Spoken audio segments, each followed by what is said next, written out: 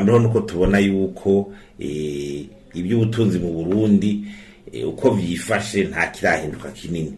Urabona bakiva ko amafaranga y'agaciro muri BRB reserve de change akiri munsi y'ukwezi, iby'ibiciro biracarenga 20% inflation, kubera aribona ibiciro ibidandaza byinshi byankenerwa gusanga ku masoko atabihari canke ari bike bigatuma ibiciro biguma biduga, abarundi baremera.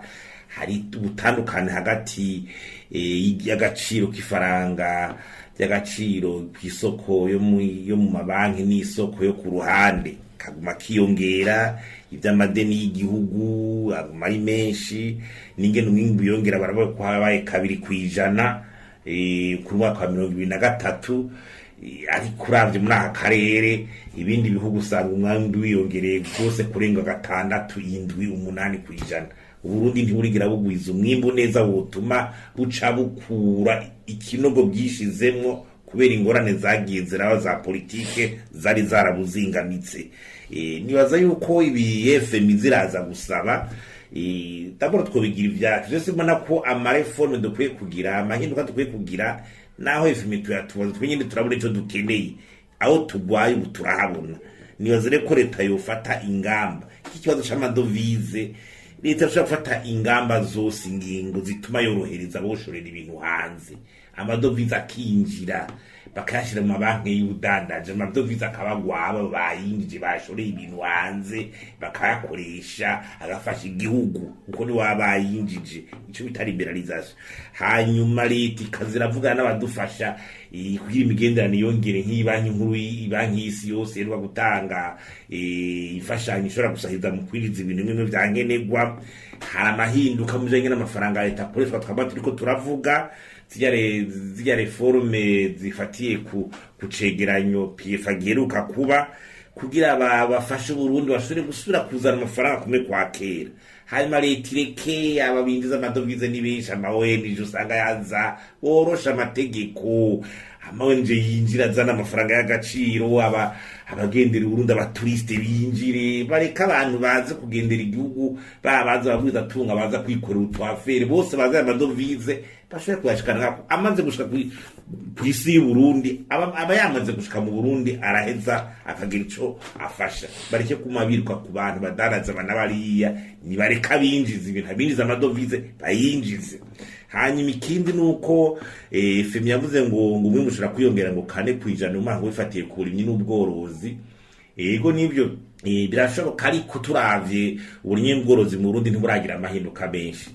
Usanga umwimbu urahindagurika uravye ibihe ingene biba vyagenze, nko baravuga ko ashobora kuba ari ku mwimbu w'ibigori, mwaka bindi birimwa, ibiraya, ibitoke, usanga atari kirenga. Naho ufatira rero yuko igisata c'uburimyi kitarenza 40% mu butunzi bw'igihugu muri rusangi, ariko conyene coshigikira iyo croissance twifuza, uwo mwimbu wiyongera.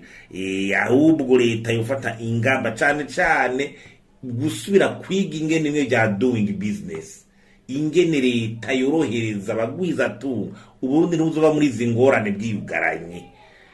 Urabona kubigegera byose bisohoka, usanga Burundi buri inyuma mu bihugu bidafasha abantu ngo bagire imigambi y'iterambere, bashora imari bayizane mu gihugu.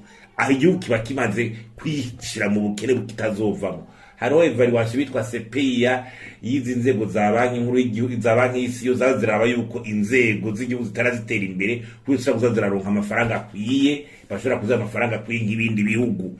Ivyo leta yo byicarira doing business na CPIA, kandi leta ikaziramenya gukora ibiraba cane itazirasanzara. Hajya leta kugira bitere imbere ibiraba ntabindi, nigwize ibikorwa remezo vyisha ama infrastructure, dukeneye amabarabara, ibi biraro, ibibuga by'indege vyiza, za internet, ivyo nivyo abaguza tunga bakeneye, amatara, amazi, umutekano urakenewe. Niyo leta ubazwa kugira abantu baziragira urudano zorushobora kumara amasaha 28 ku 28.